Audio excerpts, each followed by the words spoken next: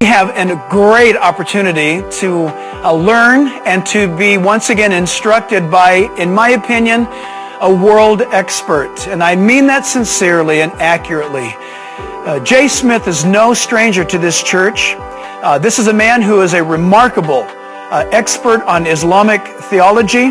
We've had Jay with us before, and every time he's hit the ball out of the park in equipping you on Islam and its advancement and how to respond to Islam as it sweeps the world right now. Islam is, as you know, on a march to establish its caliphate around the world.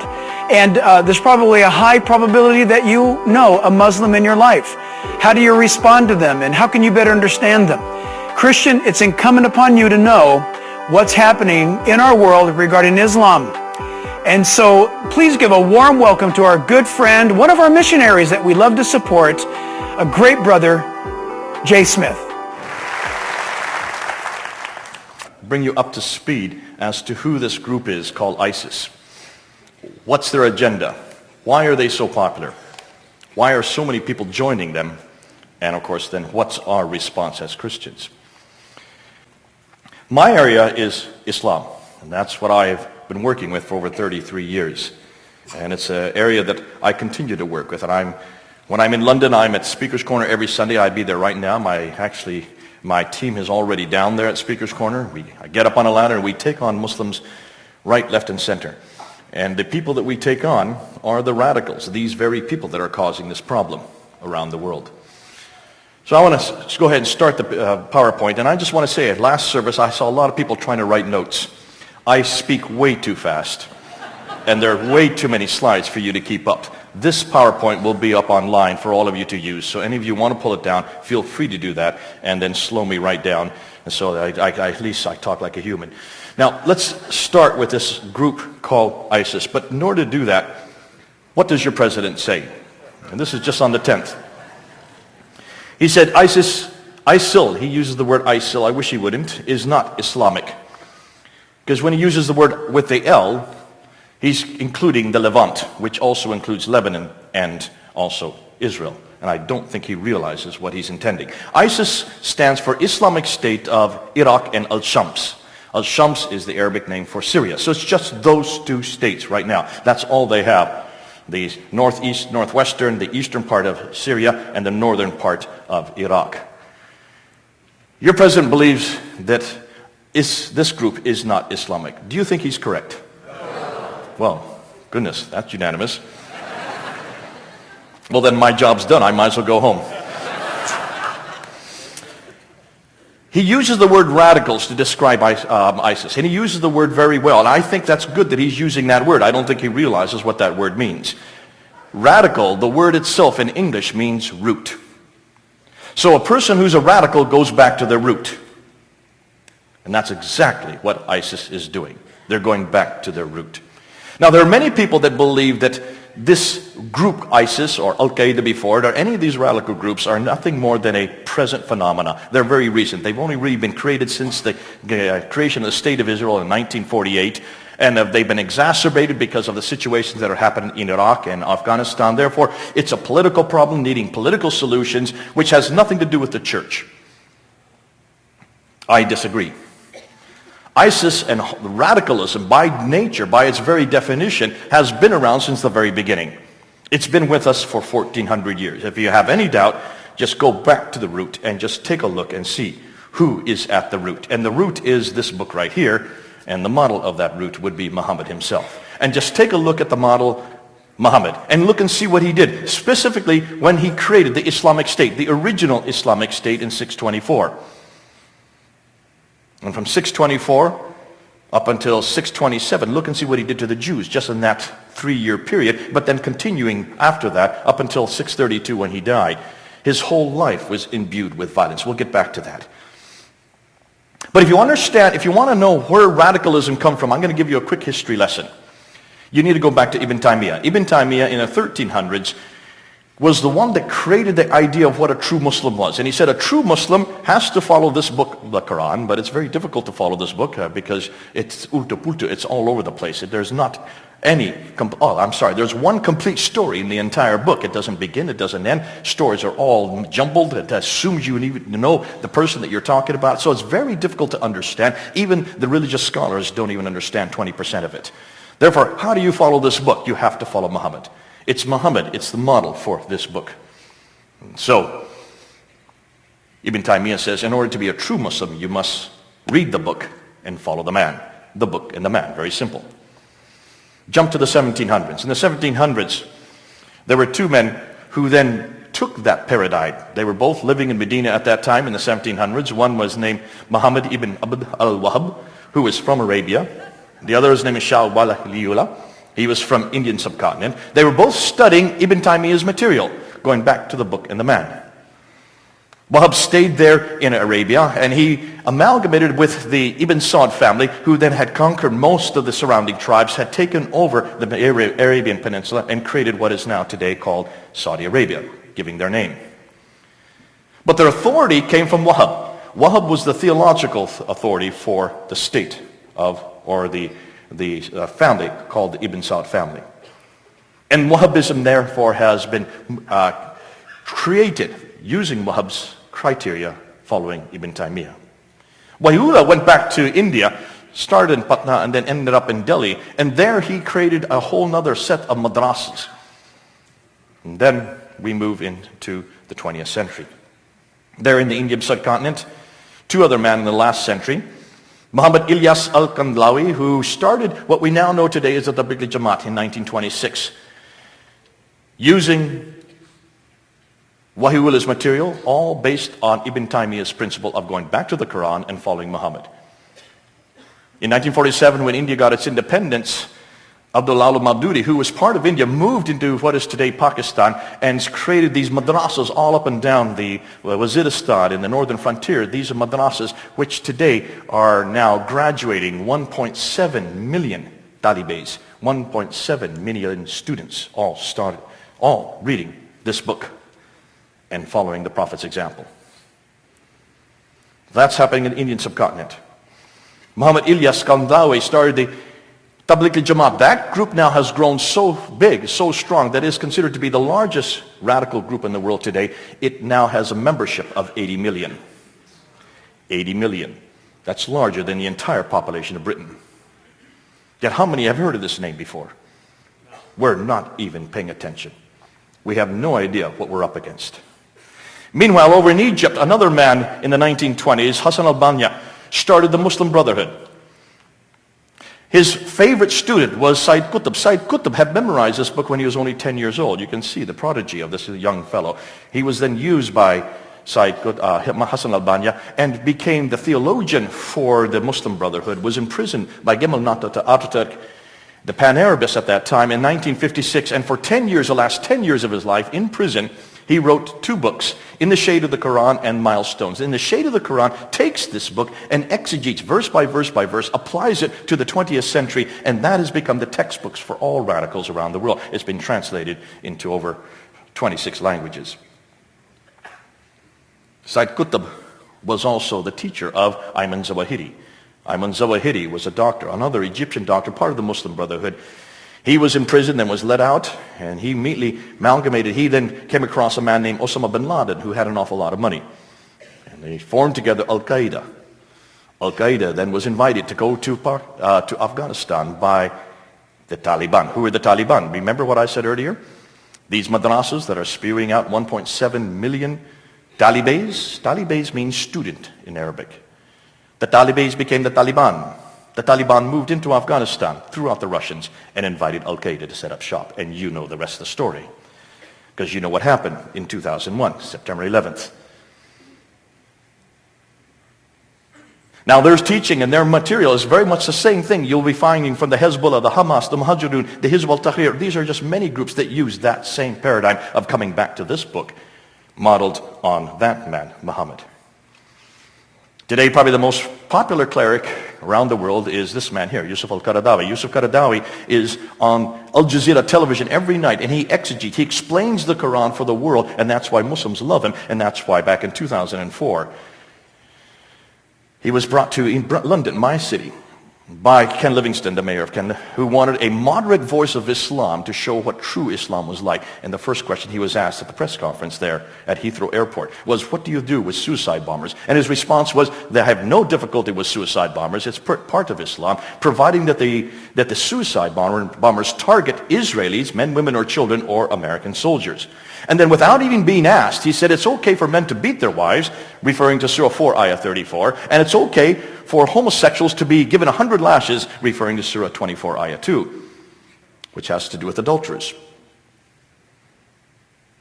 Embarrassing Ken Livingstone, who had invited him there as a moderate Muslim.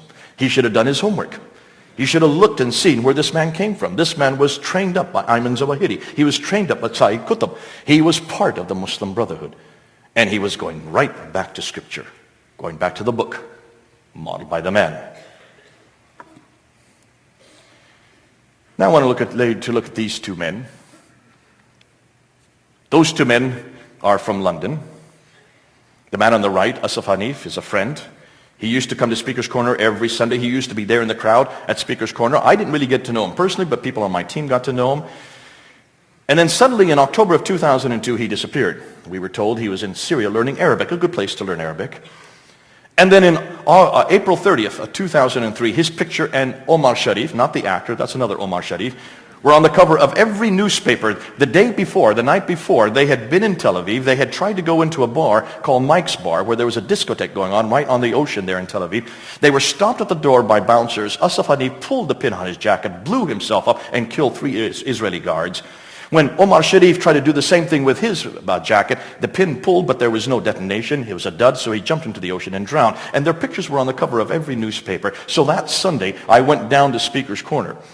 And I wanted to find out if people were talking about these two men. And I held their pictures up on my ladder. Nobody was talking about them. But as soon as I held their picture up, I sucked all the crowds from the other groups. And I said, I want you Muslims to come front and center. I want to talk to you Muslims. I said, how many of you Muslims support what these two men did? And about 30 raised their hands. Then I said to those Muslims who had raised their hands, how many of you are willing to blow yourselves up for your God here at Speaker's Corner? About 15 raised their hands, started punching in the air, yelling Allahu Akbar at the top of their voices. The crowds had gathered by that time, and you could see the horror on the faces of the crowd as they watched these men yelling Allahu Akbar. And I turned to the crowd and I said, take a look at their faces. Memorize those faces. This is not a faceless enemy out there in Afghanistan and Iraq. It's right here in London. What are you going to do about it? 2 years later, 4 young men came, blew themselves up on 3 different trains, 1 bus. Maybe they were in that crowd today. It doesn't matter. I could ask that question even today. I'd get the same response. You heard about that? The backpack bombers. 2 weeks later, 5 other young men had backpacks on their back. They went on 5 other trains. They tried to blow themselves up. The detonators went off, but fortunately the chemicals inside the bombs had deteriorated and they only blew their detonators. They're now in prison, in Belmarsh prison in London. We've had the shoe bomber who tried to blow up an Air France. He was from Brixton in South London. The underwear bomber who tried to bomb a plane there in Detroit, he got his training there in London. The fertilizer bombers who tried to blow up one of our malls called Blue Water, they were caught before they could do that. They're in Belmarsh. The liquid bombers who tried to get onto some planes on Heathrow Airport with liquid bombs, that's why you don't have liquids on board planes anymore. You're not permitted to because of Heathrow Airport and what happened there. The medical bombers, 4 young bombers, medical students who tried to blow up 2 pubs in London and tried to blow up Glasgow Airport. They were also caught. One of them actually died in the attempt at Glasgow Airport. We have 149 of these young men now in prison in London. Every one of them has been caught making bombs, transporting bombs, or blowing up bombs. Every one of them are Muslim. Every one of them are Muslim. And all of them except for 4 are British citizens. Can you see the problem we have in Britain?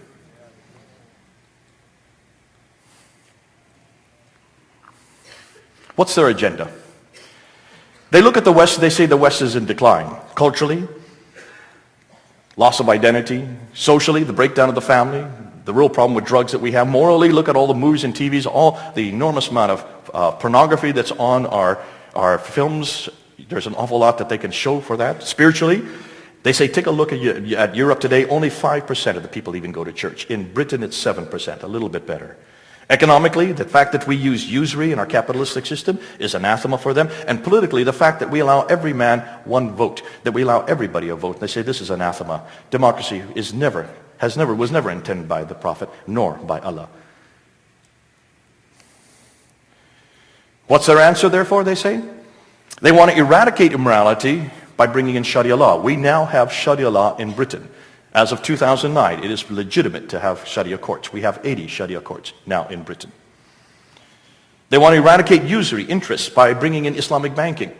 They want to eradicate democracy by bringing in the caliphate, which is based on a theocratic model of Allah at the top, the caliph underneath, taken from the ulama, which would be underneath that, of the ummah, but underneath that which would be the believers, under which are the al-kitab, which are us, and at the very bottom would be the kafirs. That's a theocratic model. That's the exact same model that we see Ibn Taymiyyah preaching, following the example of the Prophet himself. And they want to eradicate Western militaries and replace it with the ummah, the believers. They want to use 3 different stages, and this is what almost all the radicals use, and they follow the example of the Prophet himself. The Prophet who lived in Mecca and from 610 to 622 received the Meccan revelations. That was the first stage, and they're doing that now in Europe, and they're doing that here in the United States. That's called the pen stage, where they use pens, they use writings, they use all kinds of media, DVDs, getting up on the internet, YouTube, to try to show their message and to try to confront those who stand against them. After Muhammad moved to Medina in 622, for the first 2 years, then he tried to impose regulations, try to create a relationship with the Jews. And that's the second stage. They call it the scale stage. That's where they impose laws, rules, and regulations. That's already begun in Britain. It hasn't yet begun here. And then in 624, when the Jews finally rejected him, he rejected the Jews. And then after that time, he then started confronting the Jews. And after the Battle of Badr, he threw out the first Jewish tribe, the Banu Qaynuqa family. And that's when the sword began. I'll talk more about that later. That, they say, has now begun with 9/11 and 5/5, or 7/7, excuse me, what we have, our number for July the 7th, 2005. But where do they get their authority? 2 sources. They go back to Scripture to get their authority, and they come back to the Prophet himself. So let's look at Scripture. When you look at Scripture, one of the first things I always ask my Muslim friends, whenever they tell me that Islam is a religion of peace, or when Obama says that ISIS, because it's violent, is not Islamic, I ask them to go back and support that in Scripture. And you can do the same. Ask them, where are those peaceful verses? Show me a verse that says they're to have peace with me. Usually they start with Surah 2, Ayah 256. For there is no compulsion in religion. I hear that repeated all the time, but I always ask people, if that's your verse, why don't you read the rest of the verse? The rest of the verse in verse 256, and also the next verse that follows, 257, is very clear that that has nothing to do with us. It has nothing to do with whether or not to have peace with me. It's to be peace with themselves. In fact, it's very clear that it has to do with Muslims who either reject or accept Allah. And if they reject Allah, great will be their perdition, for they will be in hell. Now tell me if there's no compulsion. What's more, we have what we call in the Quran a law of abrogation, because there are so many conflicting verses, over 225 contradicting verses. A law of abrogation is included in the Quran in Surah 2, Ayah 106, in Surah 16, Ayah 101. It says if you have 2 verses that are conflicting, one is mansukh, that's weak, the other is nasikh, that's strong. You always go with the later verse. There's 101 verses that come after Surah 2, Ayah 256 that abrogate it. So you cannot use Surah 2, Ayah 256 in the context of peace. They usually then go to Surah 2, Ayah 190. Those who fight you do not transgress limits. Well, I would like to ask, what limits are you not to transgress? Read the rest of the verse. And slay them wherever you catch them and fight them until they prevail faith in Allah. So what limits are there to transgress once you've just slayed them? Not very peaceful after all, once you look at the context and read the rest of the verse. So then they love to go to Surah 5, Ayah 31 and 32. The story of Cain and Abel. Cain kills his brother Abel, doesn't know what to do with the body. He sees a raven burying his partner, so he follows the example of the raven and buries his brother. And then in verse 32 you have this verse which says, we ordain for the children of Israel that if anyone slew a person, not in retaliation of murder or to spread mischief in the land, it would be as if he slew the whole people. And if anyone saved a life, it would be as if he saved the life of the whole people. That sounds pretty redemptive, doesn't it? Kind of peaceful. I asked my radical friends, so how would you exegete this verse? Well, they say, well, hold on a minute. Who are the people it's referring to? It has to refer to us. Therefore, put Muslim there. Then they read it that if anyone slew a Muslim in Chechnya or Bosnia or Iraq or Afghanistan, not in retaliation or murder, it would be as if he slew all Muslims, including me. And it's if anyone saved the life of a Muslim in Chechnya or Bosnia or Iraq or Afghanistan, it would be as if he saved the life of all Muslims. And they all turn to me and say, therefore, that's why we go and we join up wherever the state, wherever Muslims, even individual Muslims, are being threatened. Because of Surah 5, Ayah 32. Is that a good interpretation of that verse? Who cares if you're not going to read the first part? Look what the first part says. We ordained for the children of Israel. This has nothing to do with Muslims. And if you're going to throw that out of the verse, then you can exegete it any way you want. Either peaceful or violently.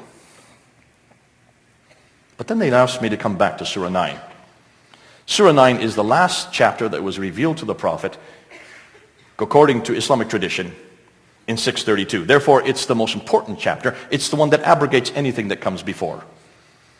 Surah 9, Ayah 5.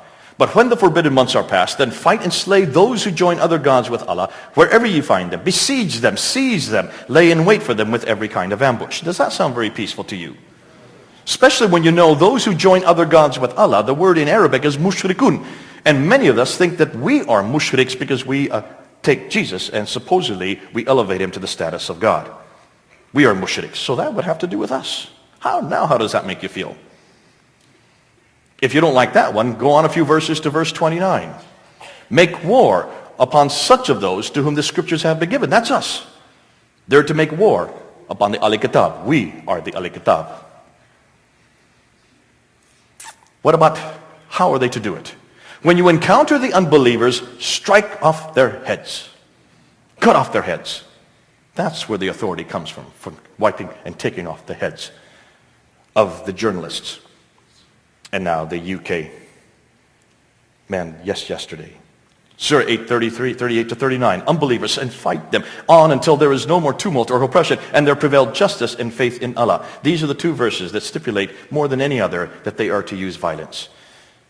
As far as those who die in jihad, to him who fighteth in the cause of Allah, soon shall we give him a reward of great value. Chapter 47, verse 46, those who are killed in the way of Allah, they will be admitted to paradise. Remember, in Islam, there is no assurance of salvation. Muslims only hope that they are saved. They have no assurance whether or not they're going to be able to cross that Sirat bridge, that razor-sharp bridge over into paradise. Allah can throw them down into hell at any time. Even Muhammad didn't know whether he was going to make it across, except for those two verses. If you die in the cause of Allah, in the cause of jihad, you go straight to heaven. Can you then understand why dying in the cause of Allah is such an attraction for so many young men and women? If that's the only way you can get assurance of salvation. Thank God we don't have that problem. Thank God we all know where we're going. And we don't die for God, He dies for us. Take a look at all those verses. 149 verses. Those are your sword verses, folks. When Muslims say that this book is a book of peace, just remind them of every one of those verses. I've just gone through 5 or 6 for you today. All of them are about violence. All of them are in the Medinan surahs. All of them, therefore, are the more authoritative verses.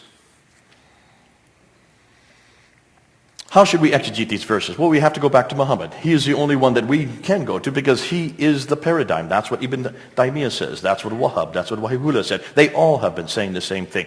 In order to understand the context, you need to go to the man. And you take a look at his life. Just look at his biography, written by Siratul Rasulullah, written by Ibn Ishaq, written by Ibn Hisham, written by Al-Waqidi. Look and see what they say about his life. Or his sayings, the hadith, written by Al-Bukhari, Sahih Muslim, Ibn Dawud. And when you look at that, you find out that for the last 8 years of his life, from 624 to 632, that last 8-year period, he was involved personally in 29 battles and planned another 39 on top of that. His whole life was imbued with violence. So how can you say this man was a man of peace? Those who stood against him, those who were under his authority, the Jews that were there in Medina. Remember, the Jews were from Medina. Muhammad was not from Medina. He was from Mecca. He went there on invitation by the Ansar. Within 2 years of arriving in Medina, he started confronting the Jews. In 624, after the battle of Baghdad, after he'd been there for 2 years, he then came to the Banu Qaynuqa family, threw them out. A year later, when the Meccans tried to come back and revenge against the battle of Badr, which they lost, he then came back after that battle, having lost the battle. That was Muhammad lost the battle, got angered by the Jews that were there, and threw out the Banu Nadir family. And then 2 years later, in 627, after the Battle of the Trenches, he came to the last remaining Jewish family, the largest Jewish family, the Banu Qurayza family. They could not stand against him, and so he took all 800 men, gave them spades, had them dig trenches, lined them in front of the trenches, and then slit their throats, all in one afternoon. That's the example of the Prophet. I can give you 4 different sources for that. Ibn Hisham, Al-Waqidi, both from the Sirah, Al-Buhari from the Hadith, and Al-Tabari from the Tafsir. 4 different authorities, 3 different genres. This is not our material. This is their material. Those who criticized them, Asma was a poetess who criticized him in poetic verse. He said, who's going to take care of this poetess for me? When he first moved to Medina, one of his disciples went that night, and as she was suckling her baby in the middle of the night, he stabbed her through the heart, came back the next morning, told Muhammad what he had done, and Muhammad praised him for supporting his prophet. 25 people he assassinated, and their only crime was criticism of him. Can you then understand why Muslims, when the Danish cartoons came out there in Denmark, all over the world, Muslims rioted and 17 people lost their lives because of their example. They were following their example, Muhammad. With these scriptures and the example of the Prophet Muhammad, can you then understand why so many within Islam today are saying what they are saying and doing what they are doing? Their authority, they believe, is that of Holy Writ, a divine authority, modeled by the greatest and clearest paradigm for mankind, for all peoples, all places, and for all times, including Iraq and Syria today. So let's unpack ISIS, and let's see just how Islamic they are. The Islamic State of Iraq in Al-Shams, that's their flag. But this is the man that's leading them, Abu Bakr al-Baghdadi. On the upper left-hand side, you can see what he was like as a military leader. And then as he then took over Iraq, he then appeared in Mosul 4 weeks ago now, and he preached at the largest mosque in Mosul to now show his religious authority. Who is this man? Well, he's from Iraq. He's from Samarra, just in a suburb of Baghdad. That's why they call him al-Baghdadi. He has a PhD in Islamic studies from the Islamic University of Baghdad. He has a PhD in both Islamic law and theology. This man knows his material like no one else. That's why he's so dangerous. You can see immediately what he did. As soon as his ragtag of men, well, only about 800 when he started 6 weeks ago, when he came across out of Syria, moved into Iraq. They came in jeeps and trucks with their black flags, with the Shahada on the top of the flag. And they immediately did a blitzkrieg right across northern Iraq, coming down through the 2 rivers. They followed the Tigris in the north and the Euphrates in the south. And they took over Mosul and Tikrit and Samarra. They took over Qaim. They took over Ramadi, Fallujah. They went all the way to the suburbs of Baghdad. And the reason they were able to do that so quickly is because we, or you, as Americans, destroyed Iraq, gave a democratic vote to all the people, knowing that 60% of the people were Shiites. They, of course, won the elections. Al-Sistani won the elections. He's a Shiite, hated by the Sunnis. He then put his own man in power, al-Maliki, and Maliki, one of the first things he did was to get rid of all the officers, all the generals who were Sunni, and replace them with Shiite officers who had no experience, were not at all aware of how to lead an army, and they were the ones that met ISIS when they came across the borders. Of course, you know what happened next. They just decimated ISIS. ISIS just decimated the Shiite military. The Shiite military took off their uniforms, laid down their weapons, all of which were American weapons, left their bases, and went home. When al-Baghdadi came with all his men, they went into those bases, they went into the offices, opened up the filing cabinets and found the addresses for every one of those men, went to their houses and arrested every one of them, as you can see in the pictures there, and then they brought them out in humiliation, beating them as they did, and they took them out into the desert, gave them spades, had them dig trenches, and then they mowed them down, 1,700 in one case at one time, and they filmed everything they did. Why did they film it? Was it for your sake? For your president's sake? This had nothing to do with us. The reason they filmed it is so the Muslims around the world could see what they were doing. Because they were doing exactly what Muhammad did to the Banu Qurayza in 627. Baghdadi was doing in 1204. And instead of using knives, they now use AK-47s. Following the exact example of the Prophet himself. Then they went to Mosul. Now remember, Mosul was a Christian town.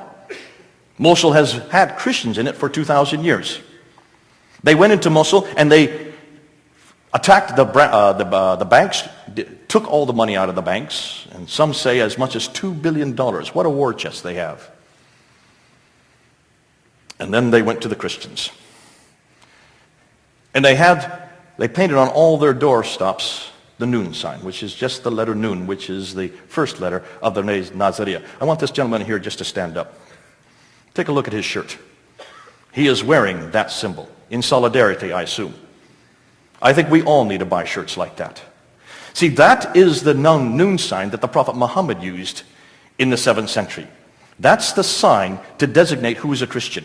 It's the Quranic name, Nazari, that you find uniquely in the Quran for Christians. We are Nazarene, or Nazarun. Put them on the doorstops of all the houses there in Mosul, and then he gave them 3 options, either to convert or to pay the jizya tax. The jizya tax is uniquely for Christians and Jews. You can find that in the Quran in chapter 9, verse 29, Surah 9, ayah 29. Now, the jizya tax depends on how is levied depending on how rich you are. If you're a poor family, you only pay 20%. If you're a medium income, you pay 40%. If you're a rich family, you pay 80%. But the Muslims only pay the zakat, which is 2.5%. 2.5 for Muslims, 20 to 40 to 80 for Christians. If they refuse to pay the jizya, then they would be killed. Convert, pay the jizya, or die. Now the Christians in Mosul took a 4th option. They fled. So that today there are no Christians left in Mosul. Baghdadi is not from Mosul, just like Muhammad was not from Medina. The Jews lived in Medina. They were there for many generations. The Christians have lived in Mosul since for 2,000 years. Baghdadi has thrown all the Christians out. The only Christians that are left now are the old and the infirm. People are now wearing these shirts now to support them and to show solidarity with them. And we also need to say, if you're going to kill them, we kill us as well. And then he went outside of Mosul to the monastery, Bar Benham Monastery, a 4th century monastery. It's been around for this 4th century, one of the oldest monasteries in the area. He went inside the monastery, threw out the priests, only let them take the shirts on their back. And then he went and destroyed the relics, and then he burned the manuscripts, the biblical manuscripts. The oldest Chaldean manuscripts in the world, 17th century manuscripts. How many of you knew about it? How many of you complained? Did your government complain? Has the church complained? These are some of our oldest manuscripts, destroyed 3 weeks ago. He went to the churches that were there in Mosul and took down the crosses and put up his flag. And there you can see pictures of it up there on the screen. Now this group that has been only started with 800 has now grown to 31,000 in just 6 weeks. Where are they getting them from? Many of them are from Iraq. Many of them are Sunnis who are now joining them. But look and see the numbers that are now, these are the estimated numbers that are coming from around the world. Most of them in Europe are coming from Belgium and Denmark and France, and as far away as Australia and Norway. And take a look how many of them are coming from Jordan, Tunisia, Lebanon. These are all Muslims who are joining them. Why are they joining him? Because of who this man is and what he's doing. And the fact that he films everything he's doing, proving that he is not just any other Muslim. He is following exactly the model of the Prophet based on this book. He's doing what Ibn Taymiyyah says all Muslims should do. That's his popularity. This is what your government doesn't want to tell you. This is what Obama has no idea of. He has no idea what he's up against. These are some of the pictures of those who have joined them. From Chechnya, Minneapolis, USA, German, French, Australian, Welsh. So who must confront ISIS? Well, you would say it's the state. That's their responsibility. This is a political problem. It needs political solutions, and the only ones who can do that are the military.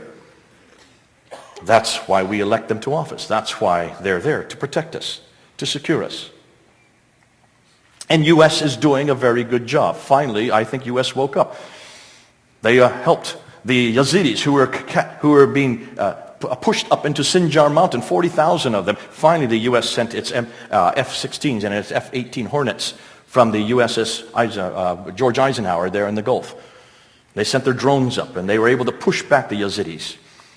They also helped the Peshmerga, the Kurds, the only ones that have a democratic state. The Kurds are the only ones in the entire region that have a democratically elected political office. They also have women in parliament. They are the only ones that have free press. 50 journals in Erbil that are being published freely. It's the only example of a democratic state anywhere in the Middle East outside of Israel. U.S. has now gone for their defense.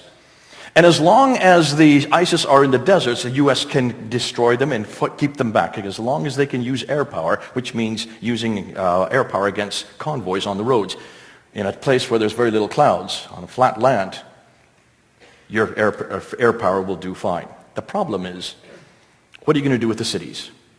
What are you going to do with Mosul, Tikrit, Samarra? What are you going to do once they move into Baghdad and take over Baghdad? That your Air Force cannot do. You cannot fight that battle unless you have boots on the ground. And I don't think America has a stomach for that. So be careful of what the state can do. It can only do so much. Look what happens. ISIS retaliates. Jim Foley a few weeks ago he was beheaded. Stephen Sutcliffe just a few weeks ago was also beheaded. And then yesterday, David Haynes from the United Kingdom. He was beheaded. They have another one ready to go in another 2 weeks. Another Englishman. And they're going to continue doing this. Take a look at the man there with the knife in his hand. It's the same man in every picture. Have you noticed that? Have you ever heard him speak? He speaks English. He's from London. We know him. He's part of the Muhajirun party, the group that I have to deal with. He's a convert to Islam. He mocks Obama. They use him specifically because of his command of the language. You notice the orange clothes that they're wearing. Why are they wearing those orange jumpsuits?